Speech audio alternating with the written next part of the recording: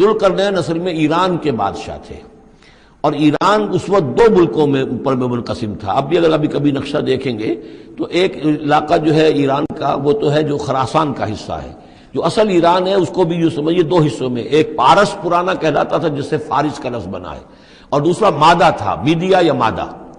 تو یہ ایک شخص ایسے ابھرے کہ جنہوں نے ان دونوں کو ملا کر ایک حکومت بنایا، اور وہاں سے سلطنت ایران کا جو یوں سمجھیے کہ جو ان کا ایک سنہرا دور ہے، اور ان کی عظمت و سطوت جس کی کہ وہ بہت زیادہ جس پر فخر کرتے ہیں، اس لیے کہ ایرانی قوم بڑی نیشنلسٹ ہے، نسل پرست ہے، ان کے اندر اپنی تاریخ پر، اپنی روایات پر جو ہے وہ بہت ان کو فخر ہے۔ تو وہاں سے وہ دور شروع ہوا، اور انہوں نے پھر اس علامت میں کہ میں نے دو ملکوں کو جوڑ کر ایک بنایا ہے، اپنے تاج کے اندر دو سینگ لگا لیے تھے، اور وہ جو ہے ذوالقرنین یہ لقب ان کا ہو گیا تھا۔ اس کے حوالے سے سوال کیا گیا، اور اس کے بارے میں تفصیل جو اگلے رکوع میں آئے گی۔ اعوذ باللہ من الشیطان الرجیم، بسم اللہ الرحمن الرحیم۔ وَيَسْأَلُونَكَ عَنْ ذِي الْقَرْنَيْنِ قُلْ سَأَتْلُو عَلَيْكُم مِّنْهُ ذِكْرًا۔ صدق اللہ العظیم۔ ذوالقرنین کے بارے میں آپ کو بتا چکا ہوں کہ ان کا نام تاریخ میں جو مشہور ہے وہ کیخسرو یا سائرس، اور انہی سے اصل میں ایران کی عظمت کے دور کا آغاز ہوا تھا۔ چنانچہ تقریباً میں سمجھتا ہوں کہ شاید 25-30 سال پہلے کی بات ہے، جب شہنشاہ ایران اس وقت جب کہ ان کی بادشاہت جو ہے وہ بڑے عروج پر تھی، انہوں نے 2500 سالہ برسی منائی تھی انہی کیخسرو کی، سائرس کی۔ ان کی قبر جو ہے مقبرہ وہ دریافت ہو گیا تھا، اور وہاں پر ان کا ایک مجسمہ بھی دریافت ہوا تھا کھدائی پر۔ اس مجسمے میں وہ دو لگے ہوئے تھے سینگ بھی۔ اس موضوع پر سب سے پہلے مولانا ابوالکلام آزاد مرحوم نے جو اپنی ترجمان القرآن کے نام سے انہوں نے مختصر ترجمہ اور تفسیر لکھی ہے، اس میں بڑے تفصیلی نوٹس لکھے ہیں۔ سب سے پہلے اہل علم کے حلقے میں ان کے بارے میں جو معلومات ہیں وہ ان کے ذریعے سے آئی ہیں، اب یہ تقریباً یونیورسلی ایکسیپٹڈ ہے۔ پھر سوال پیدا ہوتا ہے کہ ان سے کیا دلچسپی یہود کو تھی، تو وہ بھی سمجھ لیجئے کہ نبوکدنضر نے 587 قبل مسیح میں حملہ کیا تھا فلسطین پر، اور نبوکدنضر عراق کا بادشاہ تھا۔ اس مڈل ایسٹ کو ذہن میں رکھیے کہ میڈیٹرینین کے بالکل ساتھ ہے ملک شام، اور شام ہی کا ایک علاقہ فلسطین ہے۔ اس وقت جو ہے یہ فلسطین اور اسرائیل اور شرق اردن اور ویسٹ بینک اور لبنان، یہ سب مل کر جو ملک بنتے ہیں، در حقیقت یہ شام عرب ہے، یہ شام ہے۔ پھر اس کے مشرق میں یہ عراق عرب یا عراق ہے، اور اس کے مشرق میں پھر ایران ہے۔ تو عراق کا بادشاہ تھا جس نے حملہ کیا تھا یروشلم پر، تباہ و برباد کیا، اور ان کو قیدی بنا کر لے گیا۔ کیپٹیوٹی کا دور ان کا تقریباً 150 برس کا ہے۔ لیکن اس عرصے میں ایران میں یہ شخصیت ابھری کیخسرو کی یا سائرس کی۔ اس نے پھر فتوحات کا دائرہ شروع کیا، تو سب سے پہلے عراق کو فتح کیا، بیبیلونیا کو، اور یہاں پر جو یہ اسیر تھے یہودی، ان کو اجازت دے دی کہ تم واپس جاؤ، اپنا یروشلم آزاد کرو، اپنے جا کر آباد کر لو دوبارہ۔ تو گویا کہ یہ محسن ہیں ان کے، ذوالقرنین جو ہے ان کے محسن ہیں، جن کی وجہ سے کہ جن کے ذریعے سے اللہ تعالیٰ نے انہیں بیبیلونیا یعنی عراق کی کیپٹیوٹی جو ان کی اسارت کا دور تھا اس کو ختم کیا، آزادی ملی، اور پھر یہ واپس آئے۔ حضرت عزیر علیہ السلام کے ساتھ قافلہ آیا ہے، اور وہ تقریباً پھر انہوں نے آ کر یہاں اثر نو اس شہر کو بھی آباد کیا، اور ہیکل جو ہے حضرت سلیمان علیہ السلام کا بنایا ہوا جو وہ عبادت خانہ تھا اس کو دوبارہ تعمیر کیا۔ اس اعتبار سے ذوالقرنین جو ہے وہ ان کی تاریخ میں ایک معروف شخصیت ہے۔ تاریخ سے معلوم ہوتا ہے کہ انہوں نے پھر ایران کی پہلی حکومت کو کنسولیڈیٹ کر کے پارس اور مادہ کو ملا کر ایک سلطنت ایران بنائی۔ پھر ان کی فتوحات کے 3 دائرے ہیں۔ مغرب کی طرف میڈیٹرینین تک پورا علاقہ فتح کر لیا، مشرق میں پھر یہ ہمارا جو مکران تک کا علاقہ ہے، یہ سارا کا سارا علاقہ ایران کے ساتھ ہی ملتا ہوا ہے، بلوچستان، مکران، یہ پورا علاقہ انہیں فتح کیا۔ ایک مہم ان کی شمال کی طرف گئی، بحیرہ کیسپین جو ہے، اور ادھر سے جو وہ بلیک سی ہے، بحیرہ اسود، ان دونوں کے درمیان جو پہاڑی سلسلے ہیں، یہ شمال کی طرف جو ہے تیسری مہم گئی۔ جیسے کہ حضرت عمر رضی اللہ تعالیٰ عنہ کے عہد میں بھی 3 لشکر نکلے تھے مسلمانوں کے جزیرہ نماء عرب سے۔ ایک لشکر شام سے ہوتا ہوا پھر مصر کی طرف گیا ہے، ایک لشکر عراق سے ہوتا ہوا ایران کی طرف گیا ہے، اور ایک لشکر سیدھا شمال کی طرف گیا ہے اور کوہ کاف تک جو ہے جس کو کوکیشیا کہتے ہیں وہاں تک کی فتوحات حاصل کی مسلمانوں نے۔ تو تقریباً یہی سمجھیے کہ ایک بلو پرنٹ تھا جو کہ یعنی ہمارے اس دور خلافت راشدہ سے جو سمجھیے کہ لگ بھگ کوئی 2000 سال قبل جو ہے یہ واقعہ پیش آیا ہے، یا بلکہ اس سے کم، کوئی 1500 سال قبل یہ واقعہ پیش آیا ہے، اور یہ ذوالقرنین جو ہے یہ یہاں پر ایک بڑی عظیم سلطنت کے بانی بنے، لیکن نیک آدمی تھے۔ اور معلوم یہ ہوتا ہے کہ یہ اصل میں جو کہانیاں ہیں یہ ان کے داستانیں ہیں کہ ان کو قتل کیا جانا تھا، یہ کہیں شہزادے تھے کسی چھوٹی سی مملکت کے، اور وہاں سے ان کو کسی نے بچایا کسی طریقے سے، اور پھر یہ صحرا میں رہے روپوش، اور وہاں کسی نبی کی تعلیم سے ان کو آشنائی ہوئی ہے۔ ہو سکتا ہے کوئی اسرائیلی نبی ہی کی تعلیم ہو، یہ بھی ہو سکتا ہے کہ زرتشت جو ہیں وہ بھی کوئی اللہ کے نبی ہوں اور ان کی تعلیم ان تک پہنچی ہو، لیکن خود ان کا کردار جو قرآن پیش کر رہا ہے وہ بہت ایک نیک مومن صالح ایک بندہ مومن اس کا کردار ہے۔ یہ کردار جو ہے کسی بھی درجے میں 1% بھی جو ہے وہ کسی اور دوسرے فاتح پر یا کسی اور حکمران کے اوپر جنہیں بھی ہم جانتے ہیں تاریخی اعتبار سے ان پر منطبق نہیں ہوتا، یہ انہی کی شخصیت ہے۔ وَيَسْأَلُونَكَ عَنِ ذِي الْقَرْنَيْنِ، اور اے نبی آپ سے پوچھ رہے ہیں ذوالقرنین کے بارے میں، قُلْ سَأَتْلُو عَلَيْكُم مِّنْهُ ذِكْرًا، ان سے کہیے میں ان قریب تمہیں اس کے بارے میں کچھ حالات بتاتا ہوں۔ اِنَّا مَكَّنَّا لَهُ فِي الْأَرْضِ، ہم نے اسے زمین میں بڑا تمکن عطا کیا تھا، غلبہ عطا کیا تھا، وَآتَيْنَاهُ مِن كُلِّ شَيْءٍ سَبَبًا، اور ہم نے اسے ہر طرح کا ساز و سامان، وسائل و ذرائع، تمام اسباب جو ہیں فراہم کر دیے تھے۔ فَأَتْبَعَ سَبَبًا، تو انہوں نے پھر ایک مہم تیار کی، یعنی ایک فتوحات کا دائرہ مغرب کی طرف، حتی اذا بلغ مغرب الشمس، یہاں تک کہ جب وہ سورج کے غروب ہونے کی جگہ تک پہنچ گئے۔ اب یہ پرانے زمانے میں ظاہر بات ہے کہ پورا اس سے زیادہ نقشہ تو لوگوں کو معلوم بھی نہیں تھا، جب میڈیٹرینین کے ساحل پر پہنچ گئے تو معلوم ہوا آگے تو سمندر ہے، اور سمندر میں پھر آدمی کو محسوس ہوتا ہے سورج ڈوبتا ہوا۔ اگر آپ ساحل سمندر پر کھڑے ہو کر دیکھیں تو معلوم ہوتا ہے سمندر میں سورج ڈوب رہا ہے، تو یہ گویا کہ مغرب الشمس بن گیا ان کے لیے، وہ یہ سورج کے ڈوبنے کی جگہ۔ حتی اذا بلغ مغرب الشمس، جب وہ پہنچ گئے سورج کے غروب ہونے کی جگہ، وجدہا تغرب فی عین حمیۃ، تو انہوں نے دیکھا اسے ڈوبتے ہوئے، وہ ڈوب رہا ہے ایک بڑے گدلے سے سمندر کے اندر۔ وہ جو وہاں کا سمندر ہے بڑا گدلا سا ہے، یہ ایجین سی وغیرہ جو کہلاتے ہیں یہ بہت گدلے سے پانی کے ہیں۔ ووجد عندہا قوما، اور وہاں انہوں نے ایک قوم کو پایا مراد یہ کہ اس قوم پر انہیں فتح ہوئی، جنگ ہوئی، انہوں نے ان کو شکست دی، اور وہ قوم گویا کہ اب ان کے رحم و کرم پر ان کی گویا کہ وہ محکوم ہو گئی۔ قلنا یا ذوالقرنین، ہم نے کہا ذوالقرنین سے،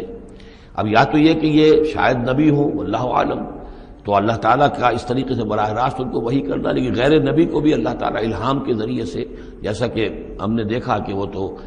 شہد کی مکھی کو بھی لفظ وحی آیا ہے، تو یہاں آیا ہم نے کہا اے قرنین، اور یہ بھی ہو سکتا ہے یہ صورتحال کی تعبیر ہو کہ گویا کہ وہ حالات زبان حال سے یہ کہہ رہے تھے۔ قلنا یا ذوالقرنین اما ان تعذب و اما ان تتخذ فیہم حسنا، کہ یا اے ذوالقرنین تمہیں اب پورا اختیار ہے، چاہو تو یہ جو مفتوح قوم ہے تمہاری اسے تم سزا دو، عذاب دو، ستاؤ انہیں، یا یہ کہ تم ان کے اندر اچھی روش اختیار کرو، ان کے ساتھ حسن سلوک کرو۔ قال، انہوں نے کہا اما من ظلم، جو کوئی ظالم ہے، بے انصاف ہے، ہو سکتا ہے اس سے مراد کفر اور شرک بھی ہو، فسوف نعذبہ ثم يرد الى ربہ فیعذبہ عذابا نکرا، تو اسے تو ہم عذاب دیں گے، سزا دیں گے، اور پھر وہ لوٹایا جائے گا اپنے رب کی طرف، پھر اس کا رب اس کو عذاب دے گا جو اصل عذاب ہے، برا عذاب، سخت عذاب۔ واما من آمن وعمل صالحا، اور جو لوگ ایمان لائیں گے اور یقین کریں گے حقائق پر، اللہ کو مانیں گے، وعمل صالحا، اور نیک عمل کریں گے، فلہ جزاء الحسنی، تو اس کو ہم اچھا بدلہ بھی دیں گے، وسنقول لہ من امرنا یسرا، اور اس سے ہم اپنے معاملے میں بھی نرم بات کریں گے، یعنی یہ کہ ان سے ٹیکس اگر لینے ہیں تو نرمی کے ساتھ لیں گے، جو مفتوحہ ممالک کے ساتھ معاملہ ہوتا ہے تو ہم ان کے ساتھ نرمی کا سلوک کریں گے جو ایمان لے آئیں گے۔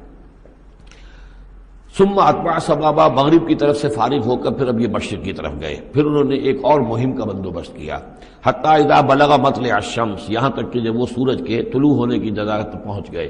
اب یہ جہاں تک تاریخی طور پر ثابت ہے وہ صرف مکران کے علاقے تک اتنی دور تک آئے ہیں، واللہ عالم، ہو سکتا ہے کہ مکران کے ساحل پر کھڑے ہو کر بھی انہیں محسوس ہوا ہو کہ بس اب یہ سورج جو ہے غروب ہو رہا ہے یا طلوع ہو رہا ہے وہاں سے، مطلع الشمس، تو وہاں جب پہنچے، وجدہا تطلع علی قوم لم نجعل لہم من دونہا سترا، تو انہوں نے پایا اس کو کہ وہ طلوع ہوتا ہے ایک ایسی قوم پر کہ جس کے لیے ہم نے آفتاب سے کوئی اوٹ نہیں رکھی ہے. یعنی یہاں کے جو قبائل تھے، گیڈروسیا وغیرہ یہ کہلاتا تھا اس زمانے کے اندر، یہ وحشی قبائل تھے، ان کو ابھی چھت بنانے کا فن نہیں آیا تھا. یعنی گھر جو ہوتے تھے وہ صرف دیواریں کھڑی ہوتی تھیں کہ جو خالی پلاٹ ہے زمین کا اس میں یہ دیوار کھڑی ہے، یہ میرا گھر ہے، تمہارا گھر ہے، لیکن گھر میں چھت وغیرہ کا بھی کوئی تصور ان کے ہاں نہیں تھا. ظاہر بات ہے کہ چھت ڈالنا جو ہے یہ تو ایک تمدن کے ارتقاء کے دور کی علامت ہے. تو وہ بغیر کسی سورج کے سائے کے وہ اپنی زندگی گزارتے تھے. کذالک، ایسا ہی ہوا وہاں بھی، یعنی جو پہلے ہوا تھا کہ یہاں بھی معاملہ وہی ہوا کہ اللہ تعالیٰ نے اختیار مطلق انہیں دیا، فتح دی، لیکن انہوں نے یہاں بھی یہی کہا کہ جو نیک لوگ ہوں گے ان کے ساتھ ہم نرمی کریں گے اور جو شریر ہوں گے ان کو سخت سزا دیں گے. وقد احطنا بما لدیہ خبرا، اور ہمیں پوری طرح معلوم ہے کہ جو وہاں اس کی خبر ہوئی اور جو بھی حالات وہاں گزرے، جو ماجرا وہاں ہوا. ثم اتبع سببا، اب یہ تیسری آ رہی ہے، ثم اتبع سببا، پھر اس نے ایک اور مہم تیار کی. یہ شمالی مہم ہے. حتی اذا بلغ بین السدین، یہاں تک کہ جب وہ دونوں پہاڑوں کے درمیان پہنچ گئے، دو دیواروں کے درمیان پہنچ گئے. تو یہ سمجھ لیجئے بحیرہ کیسپیئن داہنی طرف ہے، مشرق میں بحر اسود، اس کے درمیان یہ سلسلہ کوہ ہے اور یہ پیرلل چلتے ہیں دو، اور ان کے درمیان سے پھر وہ درے ہیں کہ جن میں سے ہو کر شمالی علاقے سے جو وحشی قبائل تھے وہ آ کر یہاں حملہ کرتے تھے، تاخت و تاراج کرتے تھے، لوٹ مار کر کے چلے جاتے تھے، جن کو یاجوج ماجوج کہا گیا ہے. حتی اذا بلغ بین السدین، جبکہ یہ پہنچے ان دونوں دیواروں کے درمیان،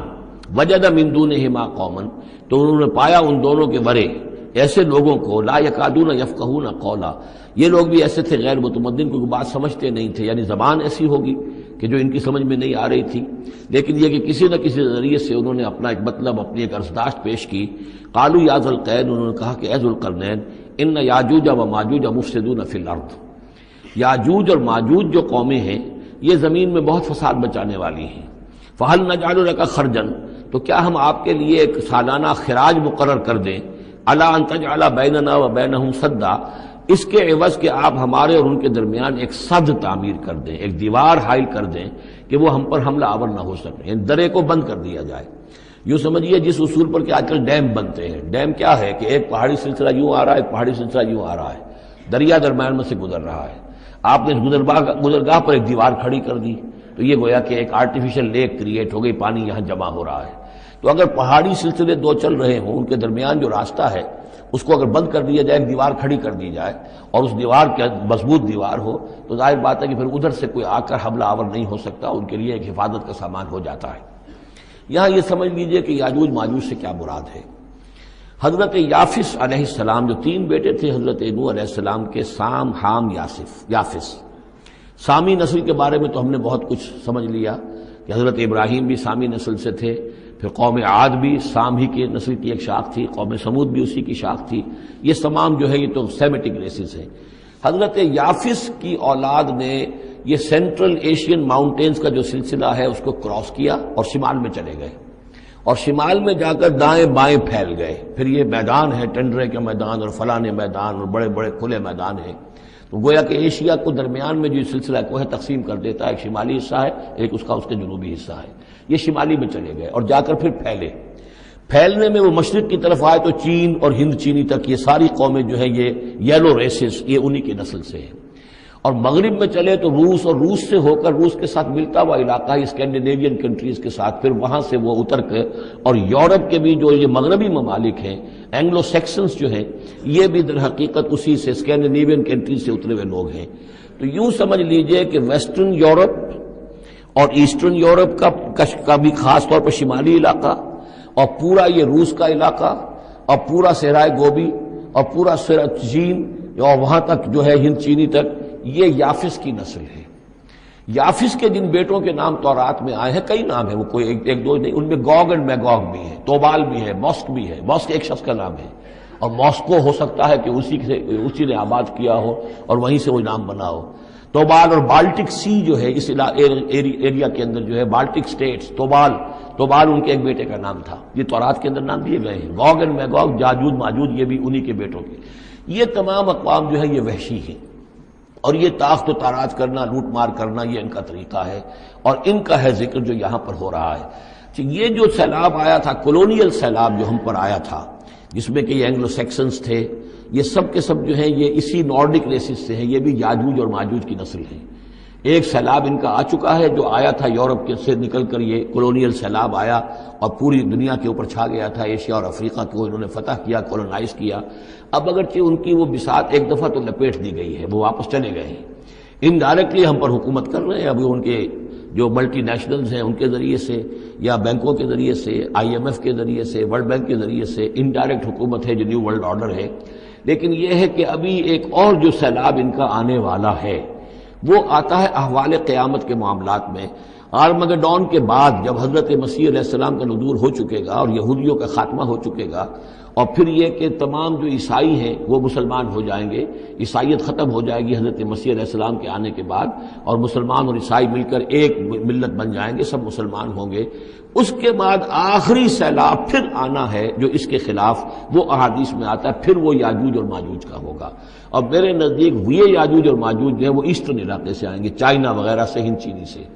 آرمگڈون جو ابھی ہونی ہے فوری طور پر بڑی جنگ، اس میں یہ لوگ جو ہیں بیٹھے رہیں گے، یہ جنگ میں حصہ نہیں لیں گے۔ یہ مڈل ایسٹ میں جنگ ہوگی، یورپین پاور ساری ہوں گی، کرسچین پوری طاقتیں ہوں گی، اور ادھر جو ہے مسلمان ہوں گے، اور حضرت مہدی جو ظاہر ہوں گے، جو اللہ تعالیٰ ایک عنایت کرے گا مسلمانوں کو لیڈر عرب کے اندر، وہ پیدا ہوں گے، مجدد ہوں گے، اور ان کے ذریعے سے عرب کے اندر ایک اسلامی حکومت بھی قائم ہوگی۔ لیکن ان کے لیے مدد کے لیے خراسان کے علاقے سے فوجیں آئیں گی، مشرق سے آئیں گی، اور یہ علاقہ جو ہے وہ ہے جو ہمارے قریب ہے، اور ہم بھی اسی علاقے میں ہیں۔ اللہ تعالیٰ ہمیں توفیق دے کہ یہاں وہ ہم پہلے اس نظام میں خلافت قائم کریں، تاکہ یہاں سے پھر فوجیں جائیں اور حضرت مسیح کے ساتھ ہو کر اور حضرت مہدی کے ساتھ ہو کر عیسائیوں اور یہودیوں کے ساتھ جنگ کریں، اور بالآخر پھر یہ کہ پوری دنیا میں اسلام کا بول بالا ہوگا۔ لیکن جب یہ ہو چکے گا، اس کے بعد ایک سیلاب پھر آئے گا یاجوج اور ماجوج کا۔ تو یہ چونکہ پوری ایک سلسلہ ہے، ایک نسلیں ہیں اس کے اندر بہت سی، تو ان میں چونکہ تفسیری اعتبار سے بہت سی باتیں جو ہے مختلف آراء بھی سامنے آئیں گی، تو میں نے جو رائے میری ہے وہ آپ کے سامنے بیان کر دی ہے۔ اس وقت بھی وہ یاجوج ماجوج تھے جو ان شمالی دروں سے آ کر حملے کرتے تھے۔ الا ان تجعل بیننا وبینہم سدا، تو کیا ہم آپ کے لیے ایک سالانہ خراج طے کر دیں تاکہ آپ ہمارے لیے یہاں ایک سد تعمیر کر دیں، ایک بند باندھ دیں یہاں پر۔ قال ما مکنی فیہ ربی خیر، اب دیکھیے ان کا کردار، ان کا مجھے جو کچھ میرے رب نے دے رکھا ہے، دولت دے رکھی ہے، مال دے رکھا ہے، وہ بہت بہتر ہے اس سے کہ جو تم مجھے پیش کر رہے ہیں، مجھے خراج کی ضرورت نہیں ہے۔ ہاں تمہاری ایک ضرورت ہے، میں وہ پوری کر دیتا ہوں۔ فاعینونی بقوت، مجھے مین پاور فراہم کرو، باقی ساری سامان جو ہے میں فراہم کر لوں گا، لیکن بہرحال اس کو بنانے کے لیے، دیوار بنانے کے لیے اور دونوں پہاڑوں کے درمیان اتنی بڑی جو سد تعمیر کرنے کے لیے جو مین پاور چاہیے، اعینونی بقوت، تو محنت کے ذریعے سے، مین پاور کے ذریعے سے میری مدد کرو۔ اجعل بینکم و بینہم ردما، میں ان کے اور تمہارے درمیان ایک موٹی دیوار بنا دوں گا۔ آتونی زبر الحدید، لاؤ میرے پاس تختے لوہے کے۔ حتی اذا ساوا بین الصدفین، یہاں تک کہ جب دونوں جو اونچانے تھیں اس کے درمیان کا پورا علاقہ پر ہو گیا، بھر گیا، وہ لوہے کے تختے جو ہیں اس کے اندر بھرے جا رہے ہیں۔ حتی اذا ساوا، برابر کر دیا دونوں بھانکوں تک پہاڑ کی، قال انفخوا، اب ان کا کہ آگ جلاؤ اس کے نیچے، وہ دہکا دی بھٹی جس سے کہ اب وہ لوہا گرم ہوا اور لوہے کی تختے جو ہیں وہ گرم ہو گئے۔ حتی اذا جعلہ نارا، جبکہ وہ سارے کے سارے لوہے کے جو تپ گئے خود اور سرخ ہو گئے۔ قال آتونی افرغ علیہ قطرہ، تو کہا لاؤ میرے پاس پگھلا ہوا تانبا کہ میں اس کے اوپر انڈھیل دوں۔ تو اس طریقے سے گرین فورس کنکریٹ سے بھی 10 گنا سمجھیے مضبوط شے انہوں نے بنا دی کہ اس میں لوہا اور پھر لوہا سیسا یا تانبا پلایا ہوا، تو اس طریقے سے ایک بڑی مضبوط دیوار قائم کر دی۔ اس دیوار کے جو آثار اب بھی موجود ہیں، دیوار تو موجود نہیں ہے، یہ داریال اور دربند کے درمیان یہ کشادہ راستہ ہے اب بھی، یہ ویسٹ کوسٹ جو ہے کیسپین کا، اس کے ساتھ اس کی لمبائی 50 میل اور اس کی اونچائی 29 فٹ اور 10 فٹ چوڑی یہ دیوار تھی جو اس وقت بنی ہے۔ یعنی جس طریقے سے کہ بنتے ہیں بڑے بڑے بند، ان سے بھی بڑی یہ تھی سد تعبیر کی گئی۔ السد العالی کہلاتا ہے اسوان ڈیم جو ہے، جو مصریوں نے بنایا تھا، بہت بڑا ڈیم، السد العالی، اونچی دیوار۔ تو ہمارے ہاں یہ تربیلا اور منگلا یہ سب کیا ہے، یہ اسی طرح کے ڈیم ہیں کہ پہاڑی سلسلے آ رہے ہیں، دریا جا رہا تھا، وہاں آپ نے دیوار کھڑی کر دی، پانی رک گیا اور وہ جھیل بن گئی۔ فمستطاعوا ان یظہروہ، تو انہوں نے کہا کہ اب یہ لوگ نہ تو یہ اس کے اوپر سے آ سکیں گے، اس کو نہ چڑھ سکیں گے، ومستطاعوا لہ نقبا، نہ اس میں کوئی سوراخ لگا سکیں گے، نقب لگا سکیں گے۔ قال ھذا رحمۃ من ربی، یہ سب اتنا بڑا کارنامہ کر کے بھی انہوں نے کہا یہ سب رحمت ہے میرے رب کی طرف سے، میرا کوئی کمال نہیں، یہ سب اللہ کی طرف سے ہے۔ فَإِذَا جَاءَ وَعْدُ رَبِّي، اور جب میرے رب کا وعدہ آئے گا، جَعَلَهُ دَكَّا، وہ اس پوری دیوار کو جو ہے ریزہ ریزہ کر دے گا، ختم ہو جائے گی دیوار۔ اب وہ دیوار وہاں موجود نہیں ہے، وہ ختم ہو چکی ہے امتداد زمانہ سے، اب اس کے کوئی آثار باقی نہیں رہے، بس آثار معلوم ہو جاتے ہیں کہ یہاں وہ دیوار ہوتی تھی، جس سے یہ میں نے ڈائمنشنز آپ کو دیے ہیں۔ وَكَانَ وَعْدُ رَبِّي حَقًّا، اور میرے رب کا وعدہ جو ہے وہ حق ہے، سچ ہے، پورا ہو کر رہے گا۔ وَتَرَكْنَا بَعْضَهُمْ يَوْمَئِذٍ يَمُوجُ فِي بَعْضٍ، اب جب یہ وقت آئے گا اللہ تعالیٰ کا قیامت کا وقت، تو ہم چھوڑ دیں گے اس روز ان کو، یہ ایک دوسرے میں گتھم گتھا ہو جائیں گے۔ یہ جو کچھ ہونے والا ہے قرب قیامت سے پہلے، جس قسم کے لشکر آنے ہیں اور جیسی جنگیں ہونی ہیں، اور یہ جو یاجوج ماجوج جب آئیں گے تو آتا ہے احادیث کے اندر کہ پورے دریا اور پورے سمندر پی جائیں گے، ہر چیز کھا جائیں گے، اور یہ معلوم ہوتا ہے کہ یہ چینیوں کے ہاں تو خاص طور پر سانپ بچھو جو شے ہو، کتا بلی، ہر شے چٹ کر جاتے، کوئی شے نہیں چھوڑتے۔ اور میں سمجھتا ہوں کہ شاید آدم خور بھی ہو یہ کہ کسی وقت میں جب ان کو ضرورت پڑے تو آدمی کو بھی کھا جائیں، جو کتے کو، بلی کو، سانپ کو، بچھو کو، ہر چیز کو کھا جاتے۔ تو ان لوگوں کا معاملہ جو ہے واقعتاً یہ جب ابھی تو ذرا رکے ہوئے ہیں، کنٹینڈ ہے ایک طرح سے، لیکن ایک وقت میں ان کا بند کھلے گا، اور چونکہ پھر یہ جو ہے تمام چاروں طرف ان کے پہاڑ ہیں، ہر پہاڑ کی اونچائی پر سے من کل حدب ینسلون، نیچے اترتے ہوئے نظر آئیں گے۔ اور یہ نقشہ بعین ہی اسی طرح اخبارات میں آیا تھا جب 62 میں وار ہوئی ہے نیفا میں، جو ہندوستان کا مشرقی جو علاقہ تھا جہاں کے چین اور بھارت کی جنگ ہوئی ہے، تو اس کے الفاظ جو اخبارات میں آئے تھے، waves after waves of Chinese soldiers were coming down the slopes, لہروں کی طرح، موجوں کی طرح چلے آئے۔ ان کے اتنے آدمی ہیں، ان کا تو کہنا یہ ہے کہ تم سب کے سب ہلاک ہو جاؤ گے، ہمیں تم ہلاک نہیں کر سکتے، ہم تو چیونٹیوں کی طرح جو ہے بلوں کے اندر گھس جائیں گے، ایٹمک وارفیئر کے بعد تمہارا تہس نہس ہو جائے گا، ہمارا کچھ نہیں بگڑے گا، ہم پھر نکلیں گے اور پوری دنیا کو فتح کریں گے، وہ یہ کہتے ہیں۔